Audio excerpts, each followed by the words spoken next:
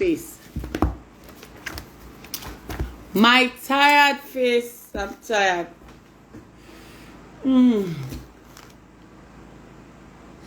I'm tired. I am tired. But the truth is, there's nobody coming to get you. Because. So when you're tired, go and sleep.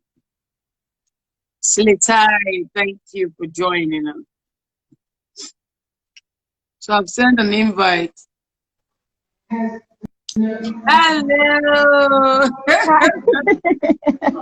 You don't want to. Good evening. You don't want to hear my story. Good evening. No, I don't even want to. I think I've laughed enough with the one you told me about. So let's just see it. Oh my God. Let's just leave it there. Oh my God.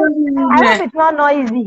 I hope it's not noisy where I am. No, not at all. Not at all. Good evening. You're looking so cute. Thank you. I know you've been very busy. Oh my God. Good evening, Shopalu. Good evening. Thank you for joining us. I was just telling myself that I'm tired, but there's nobody coming to save you because you have to save yourself. Nobody. You have to. Over and over again, you have to. You just have to. Because you must be strong for yourself. You have to, yes. Yeah. Very true. So today, we are going to be talking about this mentoring and all of that. We are going to be talking about journaling. Meanwhile, that storybook, are you sure it's for children or it was actually meant for parents to discover themselves that they left in their father's and mother's house? Hey! Hey! Me, I told my son to be reading it for me. I'm also somebody's child. Can you imagine? Yes. Wait, 1 minute. I need to get the book so that I will show them this bedtime story. All right. Okay, Jeff. Just 1 minute. So I'm back. All right. It's so nice to be here. Yeah. So we're going to be talking about mentoring and all of that, because when you make it or you talk about it, you write about it, it looks so easy. But the truth is, before I even ask you, at one point will I get to, as a parent, to be able to say to myself, or my child will be able to say, my mom or my dad is my mentor. First thing first is, who mentors these parents? Or before then, who are you? All right. So good evening, everyone. It's so nice to be here. I almost missed being here today, but I said, no way. Even if I have to do this in my car with the small lights. And then finally, I just said to myself, you know something, you don't have to do this in a car. Just run into a restaurant, buy a bottle of Fanta or something, and sit down there and do this. So that's what I'm doing. So forgive me if there's a bit of noise in the background. I can't control this one. So, all right. So my name is Marybeth Chima. I am an educator and a parent coach. And then I like to call myself the mentor mom. So more people call me the mentor mom these days, because I got to a point and I realized, you know something, for these children, I mean, after you close your eyes and you paint that picture of the child or the adult you want to see your child become 10, 20, 30 years ago, that picture can only be vivid if the child can even see how to get there. So I just told myself, just as you are saying now, nobody's coming to save you. Nobody's coming to save this child. If this child is going to understand a path, then you better be on that path yourself so that the child sees a picture to learn from. So I took the garment of mentor, as in of the mentor mom, and I put it on myself. And I said to myself, if this child is not going to yell, it's because I am not yelling. If this child is going to have emotional intelligence, it's because I have emotional intelligence. If this child is going to be focused, it's because I have decided to be focused. If the child is going to be resilient, then I have to be resilient. So basically, For me, parenting is about being able to lead while the child or the children follow. So Mm. I am an educator, I am a parent coach, and then I am a mentor mom. Mm. So in short, as in right now, those are the little hearts, I mean little feathers on my heart, on my heart basically. And then I run a Facebook group, right? That is just to teach parents or to work with parents to become true mentors. So it's called Parenting Through Mentorship. We're here on Instagram, but we're more on Facebook. So basically, that's a little about me. Mm. Wow. You know, when I wanted to put the title, I actually wrote Parenting Through Mentorship. I was like, okay, let's leave it. She's going to answer that question herself.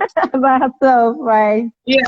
You said something that, mentoring is being on the path yourself. Mm-hmm, mm-hmm. At what point do I get to in parenting? And I said to myself, okay, how did you get to that point where you said, okay, I think it's mentorship. I think it's mentoring. How did you get, were there things you experienced? Were there places you didn't get it right? You had to pick up yourself and made some amendments. Yeah, for me, okay, luckily, right, when you were asking at what point, luckily for me, because of the experiences that I had growing up. So let's say I am one of those parents that revisited my childhood early, because that's one thing that we don't do as parents. We don't go back and visit how we were brought up. We don't go back and visit the challenges and the things that could have been, I mean, that could have been different while, I mean, Mm. in how our parents parented us. So basically, I was able to go there early enough in my Mm. journey. And so by the time I started having kids, there were certain things because of the experiences that I had. There were certain things that I knew I didn't want to do with my kids and I didn't want to see Mm. in my kids that showed Mm. up in my own upbringing. Now I knew this, but I didn't know how I was going to achieve it. You Mm. understand? I knew, for instance, that I was going to allow my children express themselves and allow them express their minds as it were. But I didn't Yeah. know how I was going to put myself in that position where I can nurture them to have a voice. I didn't know how I was going to go about it. But I knew for one that I was going to allow them do that. Why is this? Because as a young girl, as a little girl, I was a very unique kind of child. I was very assertive in a way, but I was very, is it shy you want to call it? But as I grew up, I realized it wasn't being shy per se. It was my esteem that was not in the right place. My Wow. self-esteem was not nurtured. I didn't have the kind of confidence that I needed to have.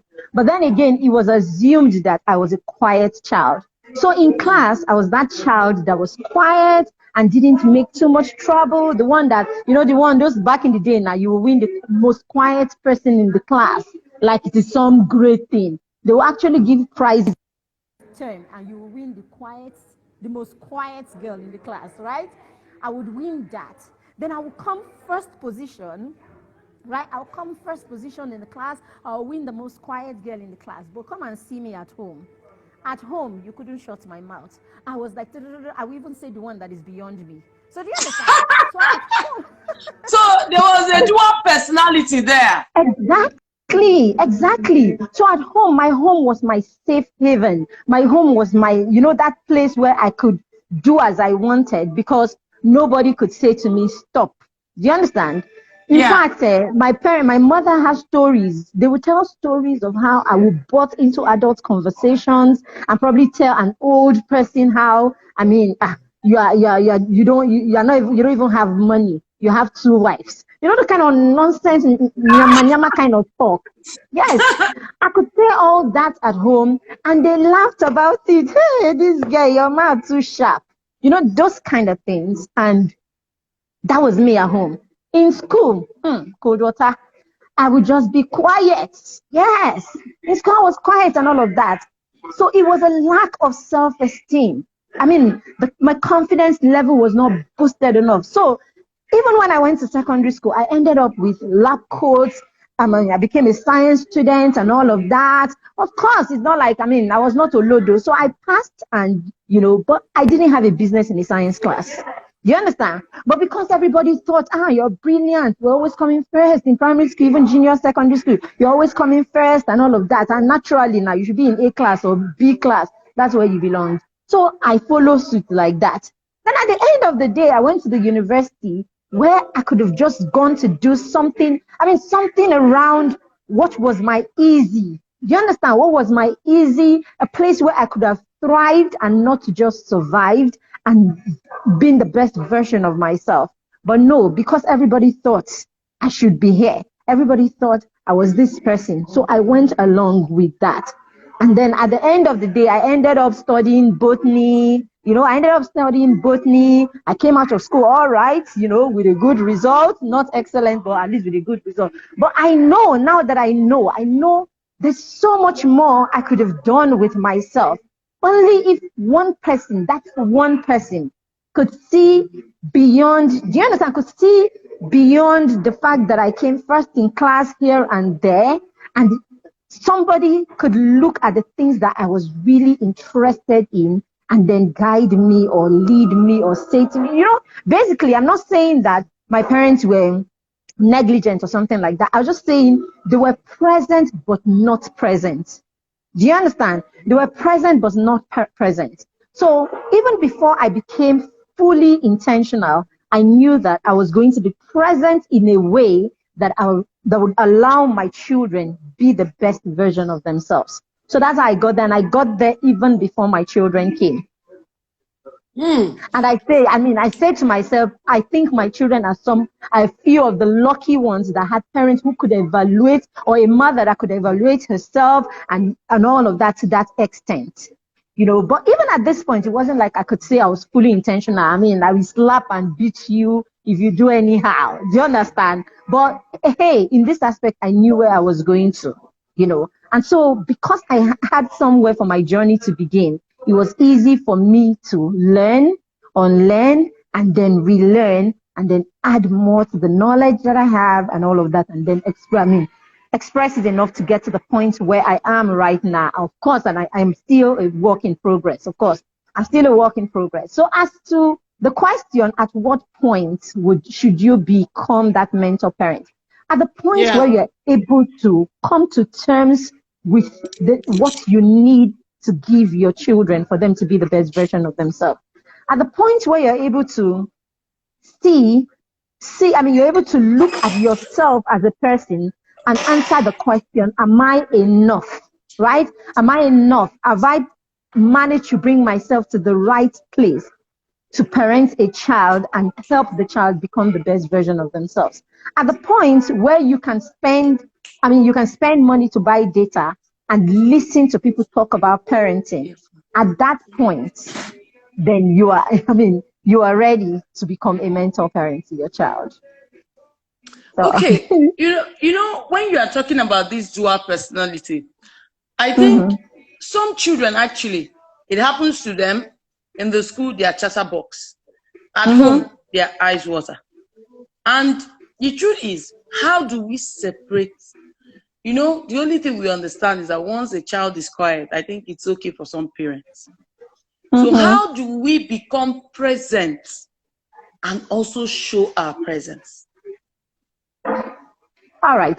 So being present and being present and showing your presence, or letting the child feel your presence, starts from when they're very young. When you push yourself together and decide, something, I am going to listen to my child. It begins with listening to your children. It begins to listening to them and allowing them express themselves. So I say to parents who have very young children and are on this path, I say to them, you are so lucky, and your children are, because when from the beginning, that point where our children are chatterboxes, that point when they are toddlers, when they are 2, 3, 4, 5, and they come and they want to talk about all kinds of things, and that's the point you are like, leave me alone. I am tired. Just get away from here. That point where the questions are too many, that point where the questions are too many, where their tantrum is too much for you to take, surprisingly, this is the point where where we're supposed to nest our relationship and build connection with our children. That's the best point, right? That's the best time to build this connection that will allow you to be present, and not just present and available in a way that your children can feel your presence. Because it's possible for you to be at home the whole day. You could be a working mom. I mean, a home, what do you call it? A stay-at-home mom, exactly. Yeah. You could be a stay-at-home mom, and yet you're not present in the life of your children. Yeah. Because while you are staying at home, one moment you are in the kitchen, the next moment you're doing the laundry, the next one you're on your phone, the next one you are sleeping. Even when you are awake, you're watching a movie. The child comes around, you're saying, leave my room. The child comes to play with you, you are like, I'm tired. So the moment you are this kind of parent who is present, yes, you're present physically, but you are not present emotionally. Okay, you're not present emotionally, and so you're not with the child even though you are present. So that's one. That's the first, I mean, that's the best time to be present and really be available. The second best time is the point where you decide to be present. And this point where you decide to be present could be when your children are 10, 15, 18, or whatever. The point where you sit down and you say to yourself, I have been present but not really available to this child, and I can see, because the truth is between the parents who is present and available to the child and one who isn't, the results are different. The connection is different. You will see it, you will know it, it will show in your relationship. It will show it will show in your relationship. That's the truth about it. Now, the moment where you realize the fact that I am present and I'm not available, or I'm not present with content when I'm with my children, right? The moment you realize this and you say to yourself, I want to do different, that's the second best time. It doesn't matter how old they are. At that point, you come to the realization. Then you decide to build. You decide to rebuild that relationship. You decide to be present again. And how do you become present? You want to start understanding why they do the things they do, right? Why they do the things they do. So you want to make your children know that you know something at this point. I want to understand you. I mean, the most important thing in my life right now is to know you, is to understand you. So you're listening to the child's perspective. So you see all that name calling, all that telling the child, you don't ever do anything right. You don't ever listen. You're every time. Do you understand? All that has to stop at the point where you realize, now we're talking, you have all the kids. I mean, you have preteens, you have teenagers and all of that. So at that point, you will start by doing a self-evaluation. And then you would take yourself on a bit of an emotional intelligence journey. I keep saying emotional intelligence because you can't parent well without emotional intelligence. All of it is rooted on emotional intelligence, because it is how emotionally intelligent, or how big you are, right, in that area, that will determine whether you can calm yourself down and listen to your child, whether you can calm yourself down and listen to their perspective. So you have to start listening to their perspective, and that takes a lot of calming down. I mean, me and you, we know now, right? It takes a lot of calming down for you to stop that rage within you, for you to stop that thing that just wants to make you settle everything with just one slap. And you know how one slap can settle everything. One slap, her mouth will shut up and everything. We'll move to the next thing. And it's a quick fix. So you need to get to that point where you are able to calm yourself down, and then you begin to listen to your children. You begin to listen to their perspective. You listen every time before you make a conclusion about the situation. So it's not one that you come in and then something is wrong, and without even asking a single question or bothering to, I don't care. I don't care why or why not. This is what it is, and I know who would have done this. So things like this are really what the problem is. So that point where you realize, okay, I want to fix this. I want to be present. You begin to listen. You begin to spend time with them. You begin to understand the things that they love and make it's an interest for you. It may not be easy, but hey, this is what my child loves. Come into it and see why the child loves it. So you want to come into what your child is interested in, what your child loves, and participate in it with the child so that you are able to, when you are inside there, then you know how to correct or how to say to the child, hey honey, are you sure you don't want to look at it again? This is what I think. This is what I think. This is what I think. But it is still on you to make the final decision. Because the truth about it is eventually our children are going to make decisions for themselves. So the earlier we start allowing them make those decisions while we are available, while we can see it and correct them, the better. So, but what we do a lot of times is we make the decisions or we force them to follow a certain decisions and we don't allow them make them. So by the time they leave us, boom, they start making decisions.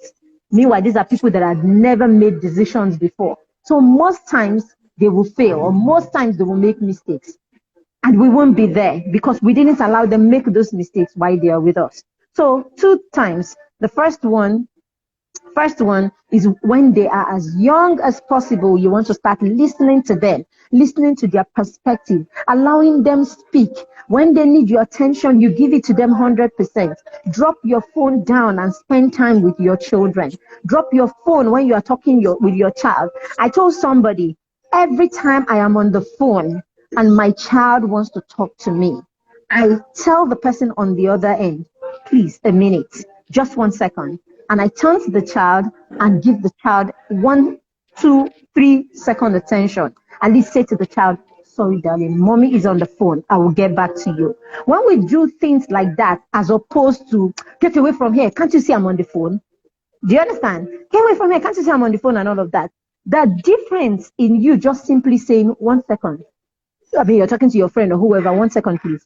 And then you give the child your full attention and say to the child, can you give me a minute? I will come back to you. Let me finish this call. It is, the difference is so huge. We just don't understand it. Because what you're saying to the child's brain at that time, what you're saying to the child's subconscious at that time is, you are very important. You are one of the most important things or people in my life, and I'm able to stop every other thing to give you attention. That's how you are present and indeed available.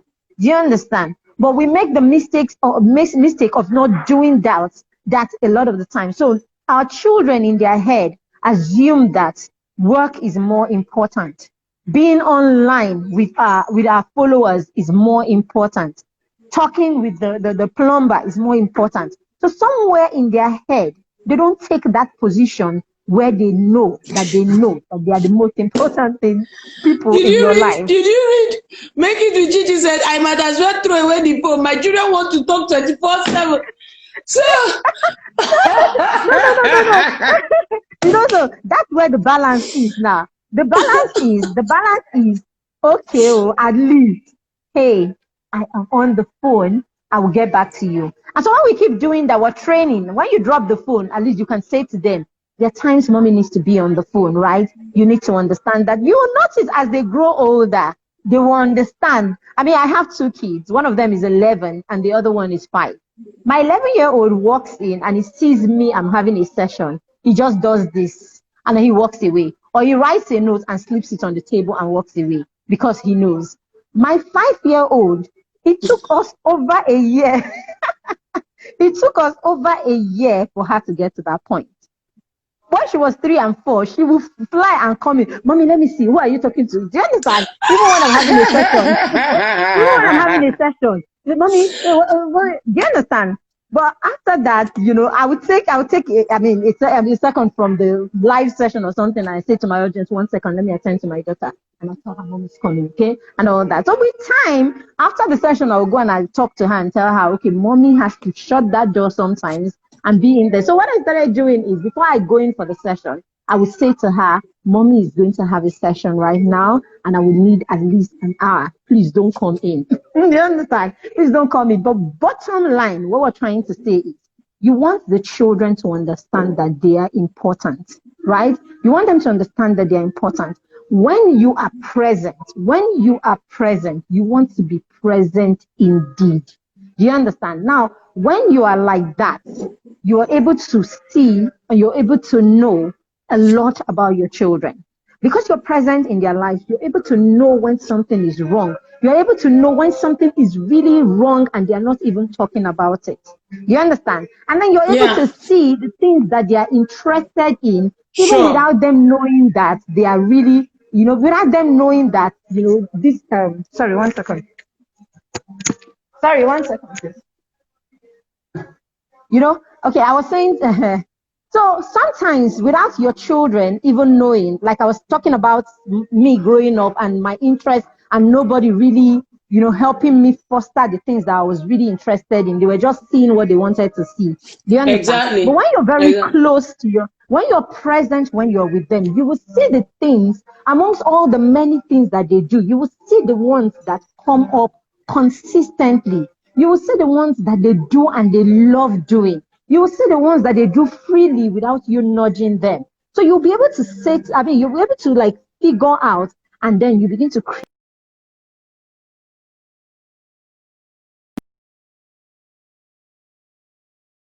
Basically, okay? So being a mentor parent just simply means that, as I said before, you are present, you are available, then you are you're leading the path to the kind of behavior, the kind of attitude, the kind of things you would like to see in your children. You're living that thing, you're living that person, you're living that lifestyle or that behavior so that your children can see and follow. Because children will do more of what they see than what it is that they hear.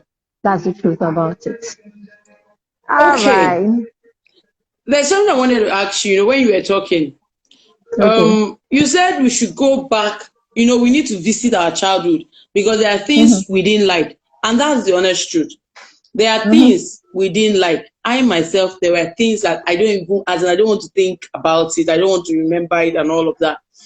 But before I give my presence, do you think that there are things parents need to heal from? Do we need to free ourselves? Do we need to detangle ourselves? Do we need to take ourselves out from things in our childhood? Do we need to clear? Because sometimes we'll be like, consciously, oh no, I'm not thinking about it. I'm okay, I'm fine. But subconsciously, we find ourselves doing the same thing to our children sometimes. Absolutely. So do you think? I was going to say that. Do you think that there are things parents need to heal from? Absolutely. Okay, I'll give you an instance. This one is personal, but I might as well. Okay. Now, when I had like this wide gap between my two kids, I had 6 years between my two kids. When my first came, he was an only child for a long time, So he grew and he came to that 4, he became 4 and then 5, and started getting into a lot of shenanigans, the usual children getting into trouble and all that, So back then I would still hit, by the time my son was 4 and 5, I would still hit him. And then my husband doesn't, of course, if the child misbehaves, he would spank the child and all that. Now, when he spanks my son, right, he will spank him. And when the child begins to cry, he will say to him, quiet, like you have spanked the child. It's supposed to hurt the child. And of course, now the result is that the child will cry, isn't it? Yeah. The result is that the child will cry. And then now the child is expressing that emotion. And you are still trying to stifle that emotion and say to the child, you can't even cry. Do you understand? You're saying to the child, you can't even cry after I have done what needs you to cry. When we started talking, early in our whole emotional, when we started talking, what I realized was, hey, this was how it was for him. For him, he was beaten and he was that kind of thing. Do you understand? So of course, naturally, that's what he knows, right? That is what he knew at the time, and that is what he would give at the time. In my own case, they won't even beat me, right? In my case, they won't beat me, but they won't put me right. So I can go on and on and on and on and on with a stupid tantrum. So you see, so we're coming either from you sleep on the floor places. or you get tired. You get tired. So I would throw my tantrums and everything, and they would just leave you to fool yourself and all of that and all of that. So I went out of control. He was tamed. but he was tamed in a way that, he was tamed in a way that did not allow him expression. So we came to the realization that, something, I mean, we're coming from two places, and these two things were not the best. Do you understand? But we were already doing it. Do you understand? So if you don't revisit some of those things, right? Especially because these were things that you didn't like as a child. You didn't like it, right? And a lot of times, my dear, the truth is these things did not really correct us per se. They're not the reason why we did differently. They didn't. They just created fear. And as soon as we had the opportunity to leave the place, or when we got to the point where they couldn't do some of those things to us anymore, it was like, it was just a phase. We just moved on and all of that. And for some people, they became hardened because of that. For some people, a man can stay there, watch his wife cry from today to tomorrow, and it doesn't mean anything to him because he was beaten and he was told to keep quiet anyway. So what is it that you are crying? You are crying. Is it a big deal? Not today. Do you understand? So some of these things, they imprint on us and the way we begin to react to our own children later. Do you understand? The way we now react to our own children, the way we take care of the situation, because hey, when the time comes, when you have the same kind of situation that you are in with your parents, right? When you have it with your children, your subconscious will give you how your parents took care of that situation or how they addressed that situation, and that's what you would know per time, and that's what you will use at that time. That's the truth about it. Until you come to the point where you say to yourself, this was wrong in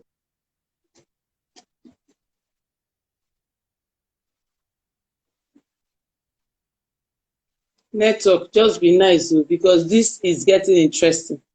So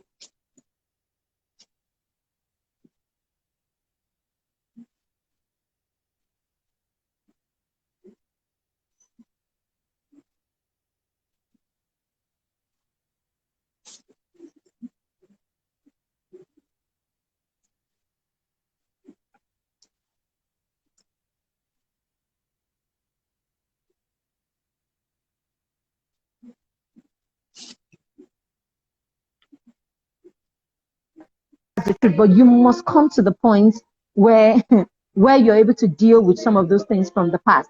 And sometimes they're even so deep that we may need to forgive people, right? Sometimes they're so deep that we may need to forgive people. We may need to, we may need to talk to certain people, okay, depending on how deep some of the things or the experiences we had as children were. For some people, you may have to go and address these things with some of these people that, were part of that experience, right? So when you do this, you find out that what you have done is you have prepared yourself to parent better. You will feel lighter, and then you will do better with your children. That's the truth about it. So yes, to that question, we need to go back and revisit our past and see what we want to take away from it, and what we want to unlearn, and what we want to relearn from it, what we want to tweak from it. Because there are certain things that our parents did that were good, but we just need to tweak it a little here and there for it to work for us. Exactly. Okay, back to journaling. Yes, I'm wondering, why did you wake up one morning and feel, okay, parents, you need to journal. You need to write these things down. The truth is, I actually write though. Oh, can you hear me? Can you hear me now? Yes, I can now. Oh, network. I can hear you now. Okay. So I write, I put down things, There are days I'll just be so overwhelmed. I'll cry. I'll just go and get my book. And I'll start like, Lord, I'm tired. I don't know how else to do it. So, network, please. Can you hear me now? Oh my God. Can you hear me now?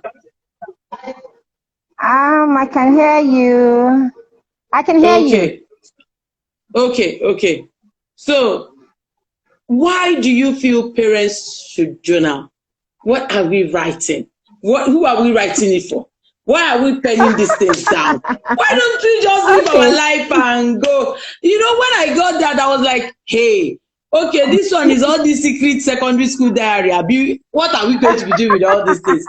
So, what are we going to be doing with this your beautiful journals? As in, why should parents write down things? Is it for future? Is it for reference? For what? Why? Okay, so first of all, there is something about being able to go through a journey, your journey, right? There's something about a journey and the process. Okay, so recently I started teaching my children about process, and I say to them, life is a process and you want to go through that process, right? You're able to evaluate and you're able to come back and look at your process when you have something, when you have something tangible to look at. One. Two, it gives you accountability, right? It gives you accountability. When you know, right?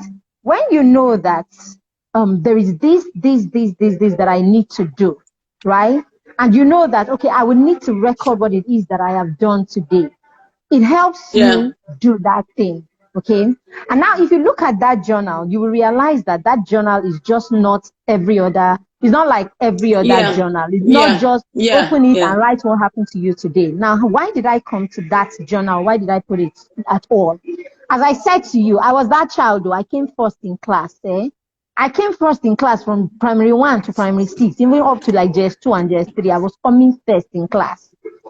I was coming first in class. I was okay academically, right? But I also said to you that I was that child that I will tell an adult how the adult, I will open my mouth and say to an adult, you don't have money. You have 2 wives. I was talking anyhow. I was that child that had many other things. I told you my self-esteem was even low, as a matter of fact, isn't it? Sure. Now, so I was that child that my parents were focused, or all that mattered was the fact that I was doing well in school. So these other parts of my education was not given attention per se. And even the academics per se, it wasn't like it was given some wonderful, or it was given some total attention. But you know how it is. Some kids just come and they're bright, they need just a little support to do well. Others need more support to do well. So I was one of those kids that needed just a little support to do well, right? I was one of those that needed just a little support to do well. And so I was doing well on my own. But there were this other aspect that parents, we just neglect as parents because we don't think that the education of our children should be priority, quote and unquote. We get them in school, we put them in a school, and then we face front. Let the school educate them. When they come home, whatever we do will just happen. It's not because we put our mind to it, or we're deliberate or intentional about it. So that journal is to help. Can you hear me? Yeah, I can hear you. So the journal, I can hear you. The journal, first of all, is to probe you. The journal is to force you. I want to use that. Is to force you as a parent to begin to look at habit training. To look at, if you check it, I have 7 areas in that journal. I have habit training. I have habit training. I have leadership skills. I have kingdom life, like your beliefs and your ideology. I have training the child's talents and interests. So it's for you as a parent to make efforts every day in these different areas of your child's life. And that journal is not for the child. The journal is for you as a parent. Yes. How you are supporting the child. So it's not for you to come and say, oh, I went to the farm today. My fishes, one of them died. You people are finished me on this Instagram street,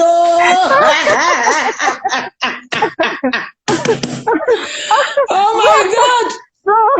So the journal, yes, sir. So the journal is not okay, I had a good day. I had a quarrel with my gate man today. That's not the one. You can go and buy those other fancy journals and write all those ones. Hey, network, what have we done? Data. Can you hear me? Yeah. I'm using it could be me because I'm just using my mobile data. All right then. Okay. So, yeah. So basically, after all you're doing with yourself and for yourself, It's what are you doing? How are you supporting the child? So the journal is to get you to support your children every day and in these different areas so that you are not neglecting any part of it. And that's you keeping the journal and writing in it is accountability. So you can say to yourself,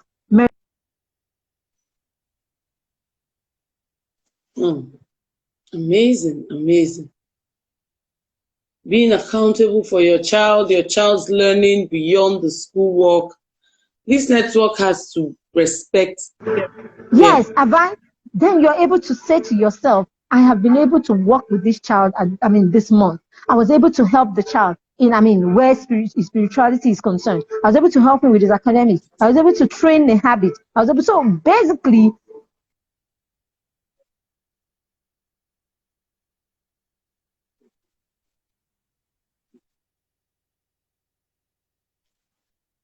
Network, what have we done to you today? Help us. So we're going to use this journal. We're not going to write about fish. Bikonu Network, help us. Because we need to understand everything that works in the life of our children. We need to follow up. We need to be accountable. We need to be present. And it's important. Okay, I think she will come back again because our network is not too good. But what Mary Beth has been saying is, that being a parent or a mentor parent is you're going to be fully involved. You're going to be intentional about it. You're going to, focus not just on the child's. Okay. So I think she's coming back now. So you're not just focusing on the child's academics. You're focusing on areas where the child needs to grow: spirituality, emotional intelligence. Welcome back. Welcome you. Back. I'm using my mobile data, so it's possible that okay, there's problem. Okay, so for me, two things when I was putting this journal together. Two things to force parents to look at other areas besides just the academics. Two, to force parents to look at these areas intentionally. Because truth is, yes, we train our children in other areas even without thinking about it. But I don't want you to just, we shouldn't just do it by the way. I want us to, I want parents to be able to look at it intentionally. Put out what exactly you want to train in your child. Like for a month, in the month of January, I want to train a habit in the children. I want the child to be able to wake up and make his bed. And I'm going to use the whole of January to hone this.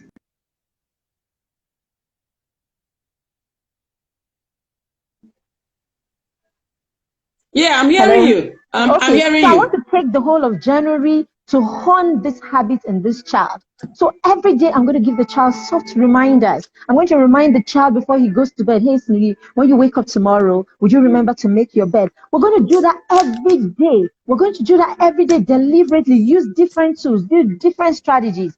And then who knows, by the 15th day, just maybe the child will wake up and do it on his own. And then you can say, yay, by the 16th day, just maybe, 18th day, and all of that. And before you know it, by the time you get to the 20th day, the child is already doing it. By the 30th day, you don't even have to talk about it again. And then that's it. You're done with that skill or that habit, that month. And then after,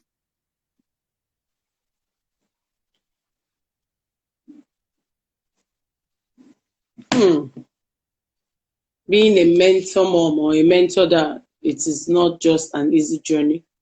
So if there's something, I think we all need to get Mary Beth's journal, because seriously, I love the journey, track the success, the progress that you're making and all of that. And then, yes, you said, is it for us tomorrow to hand it? Yes, you can actually keep that, document it. And that's the difference between us and the people in the West. These people document everything. That's why you hear them sometimes, they will talk about when they were in kindergarten and talk about that experience they had in kindergarten and what happened when they were 4, when they were 10 and all of that. Sometimes we think those things are just there planted in their head. It's because that is how we started buying junk diary. That is how we spend money buying junk diaries. We are buying the diary of a wimpy kid, buying diary of a dog. Exactly. You spend money buying it because they documented their children's journey. Exactly. You know, in one of the stories, right? One of the stories in Bedtime Stories for Champions, right? The girl actually ended up, I think it was... this is a storybook. This is a storybook. Amazing. I love it. Amazing. Yes. So she ended up, she started, I mean, she would come home and she would talk. And her mother said to her one day, okay, all the stories you tell me, why don't you just write it down in your journal? So she started writing down her experience in school. What happened in school on Monday, she would write it in her journal. On Friday and Saturday. And then before she was 15, when she was in what grade? When she was in high school. When she was in high school, she wrote her first book. And what was the first book? Documentation from her journal. She's gone on to write three books in that series, all her journey in school. And it's a hit. Do you understand? So some of these things is because we just take everything for granted. When we document things, in fact, even if it's just to document it and hand it to your child when your child is 25, oh, your journal from when you were 8. Do you know what kind of, memo and what kind of memories and how that child will probably cherish that thing for the rest of their, of his or her life. Very so true. Some of these things we take them for granted, but they will go a long way. Tomorrow you're not there, you pass on, and these are the things your child will probably lie down and look through. Exactly. It becomes like a legacy. So for me, I think like this and I think deep. Call me a deep thinker. But you know the truth is, you talked about something. When there's a point in the life of our children that there are some things we are not going to have answers to. But in that journal, the answers are going to be there. Exactly. Your child could be 28 and is having a hard time with her child. And he just simply says, okay, let me even see what mommy was doing with me when I was 4. And he flips and he picks his journal or the planner. The planner is even deeper because the planner allows you, plan and then record milestones. Yes. Are you there? So the planner, the planner is even deeper. The planner allows you record milestones, plans that you have for the children and all of that for different stages in their lives. When they are preteens, when they are teenagers, when they are young adults, when they are toddlers and all of that. So you hand that to your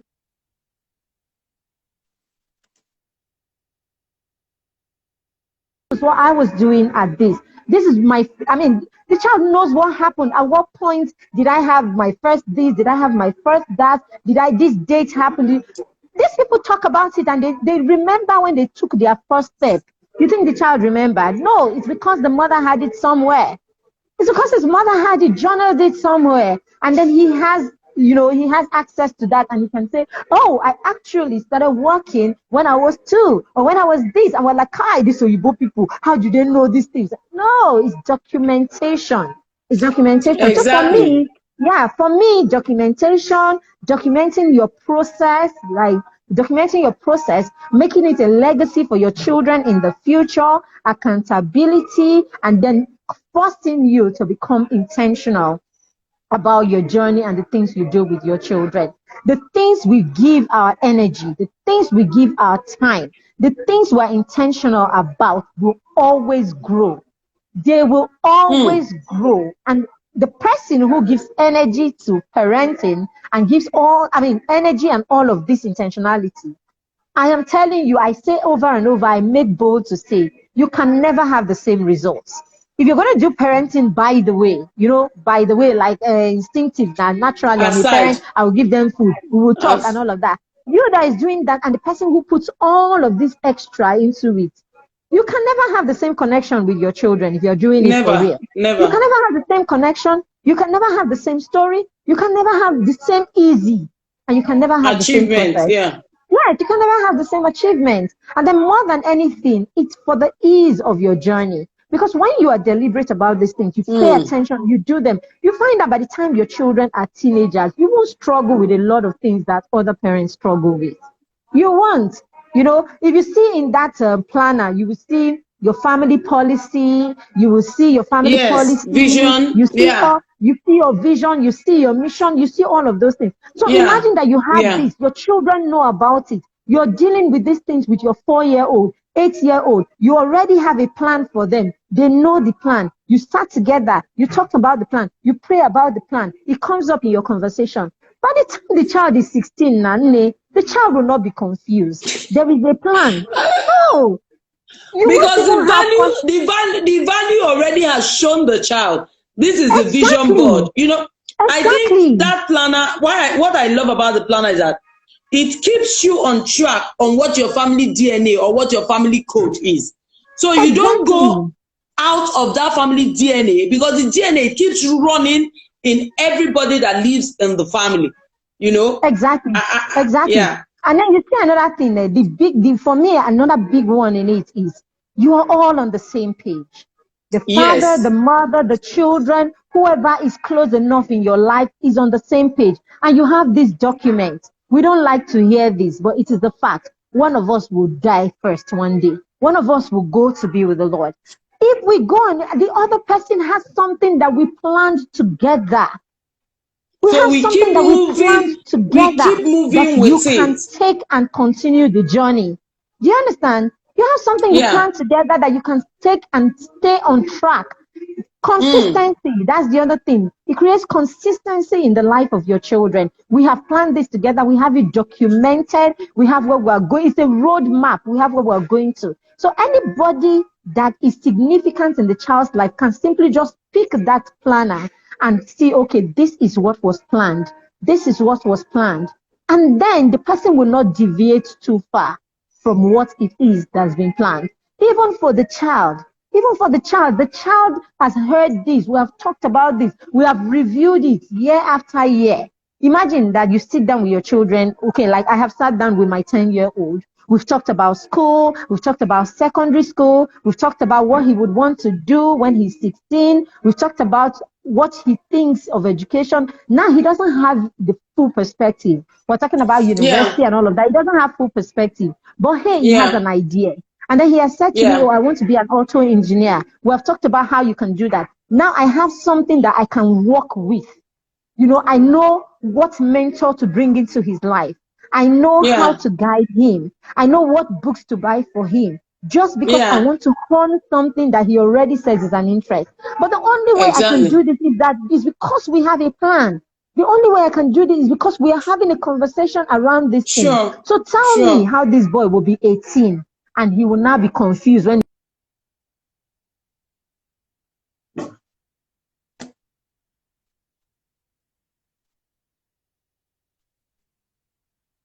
do you understand? So even if at any point when he's 18, he wants to, we tweak it at this point, he now says to me, oh, mommy, you know something? I think differently. We are together. And he can only say to me, I think differently, because the conversation line is open. And we've been talking about this thing. So that way your children will know that they are important. You are thinking about them as much as you're thinking about growing your business. Exactly. Because a lot of times we think about growing our business, we think about growing our careers, our personal development. We don't think that much about our children. All we do about our children is we pay school fees. We pay school fees and we send them to school. That's all we do. People want to say, oh, my children are more important to me. But the truth is that is what we do most of the time. We make sure school fees is available. We pay. There's food in the house. They wear nice clothes. But that's the importance now. No. It is very important. But there are other things that, just the state of their mind, their journey, where they are going to. These things, we want to start triggering that kind, deep thinking, deep thoughts in our children. We want them focused. We want them understanding that there is a purpose for life and it is a journey. You have to begin somewhere to end somewhere. So we want to go beyond pay school fees, eat food, wear clothes. We want to go beyond that. Spend school fees, eat food, wear clothes, and let us do morning devotion, and let us. Do you understand? That's all we do. So everything is on the surface. Everything is on the surface.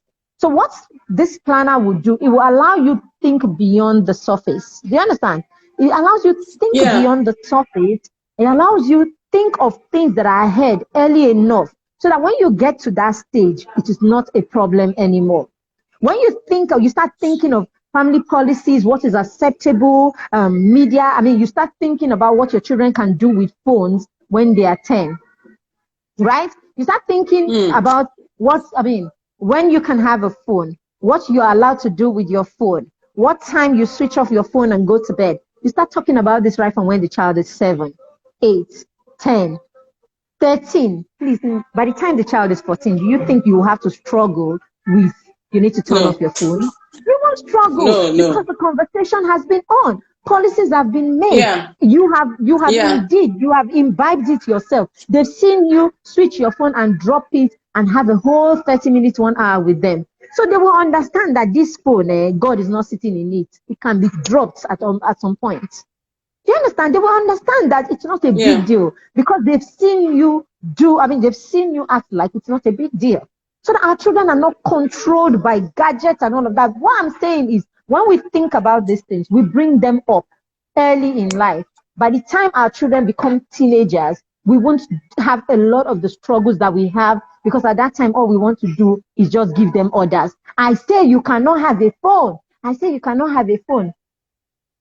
At 16, I say you cannot. You cannot. No, now. If you talked about it a long time ago, oh, okay, sweetie, these are the conditions. This is the point where you'll be able to have it.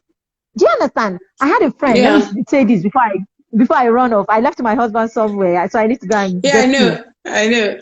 All right. So let me say this now. So when I was in the university, right, we got to a point. We became big girls. We started piercing our ears. 2 holes, 3 holes, and everything. Big girls have arrived and all of that. Then I had this friend, when we're all doing, she was the only one that wasn't doing. And I was like, babe, what's up? You're not going to pierce? And she's like, she wants to. But she agreed with her mom that she will only pierce her ears when she's 21. Wow. That's what she said to me. She said they agreed that she will only pierce her ears when she's 21. So that is an agreement. It was agreed beforehand. You can't break that contract. You understand? So at the point where we had reached the point where we have discovered that ears can be pierced. She's still thinking about her contract. When piercing of ear was doing us jin, she knew where she was going. This conversation was dealt with a long time ago. So when she got to that point, she didn't have to struggle with whether I want to use a gold earring or Adam. Do you understand? She didn't have to deal with that. Yeah. She was already settled.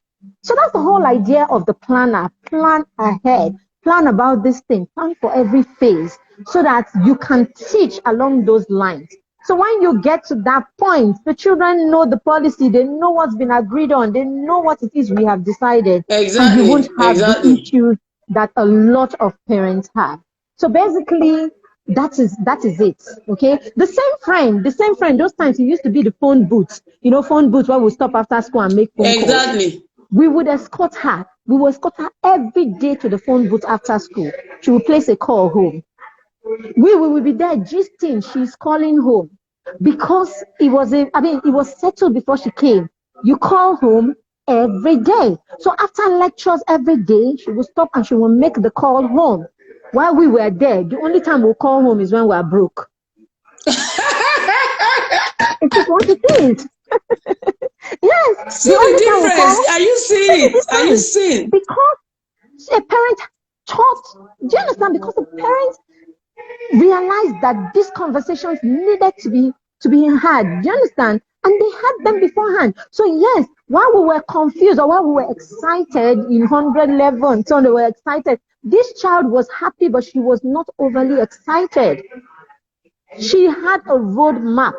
She had where she was coming from, and she had a road map, and she had plans that had been dealt with. So basically, these are the things that I have in my head.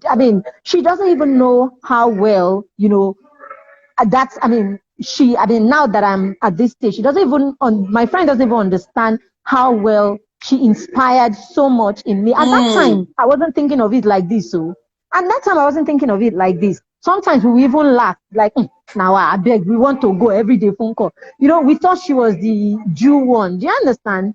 But hey, look at me today as a parent. I am using that as a tool. Do you understand? So it is what it is. So I think it just makes a lot easier for the children when we are able to go through these things beforehand. Exactly. It makes it a lot. At this point, it's as if we're disturbing them. It's as if you don't know what you're doing for them when you are able to create boundaries, create a clear path, plan this situation, and then have a document that has it all there where you can refer to over and over again. All right. Thank you so much. Thank you so much. Thank now, you. I'm still going to say to people, please, her planner comes with this wonderful bedtime stories for children. It is not your regular bedtime story. I'm not even doing advert because it is not your regular bedtime story. I'm not going to say more than this. It is not your regular bedtime story. Seriously, Mary Beth, I wish we could continue this, but then you have to pick your husband. It's very important also. Very important. So before you leave, you know, in the planner, there's a space for gratitude, you know. So what are you thankful for? I am thankful, first of all, for the opportunity to be here to do this with you. I am thankful that more and more parents are beginning to understand that there is a need to be intentional. I mean, every time I go to my group and one person is added, I mean, people don't understand. There is a big joy for me because I know that every time one more parent is intentional, it means that one more child is being attended to, or being nurtured better, and that one child will affect other children. And you know, the thing is, with parents who nurture nurture their children intentionally, children like that become bold. So they change the tide where it feels like it is children who are in quotes not properly brought up who influence other children. We're trying to nurture children that will influence children who don't know any better. So a bold parent will nurture a child with a high self-esteem and with confidence, and that child is going to be able to influence other children. So I am grateful for more parents being intentional. Of course, I'm grateful to be alive, and I am forever thankful for the children who are like my biggest teachers on this parenting journey. Thank you so much. And to say also that I am proud of what you are doing with your son. I'm really proud with what you are doing, running his YouTube channel with him. You know, all the little things you do for that young scientist. Okay. At the end of the day, if he actually says, no, I think we are done, I've discovered something else, you know, I'm just proud with what you are doing with him. Exactly. You know, I'm proud and I'm happy. I'm happy. Thank you so much for being on this journey with us today. We are still going to bring you back here again because we must continue talking. Thank you so much. Thank you so much to everyone who joined us. The planner, you didn't tell them the planner is for 3,000. The journal is 2,000. And yeah, then I wrote about it. Yes, I wrote about it on my. But I'm going to put it again probably by the week, you know, upper week we're entering, so that people will see it because it's important that everybody gets their own. Thank you so much to everyone that joined us. God bless you. God bless you. God bless you. God bless you. All right. Thank you so much. Bye. Bye. Yeah.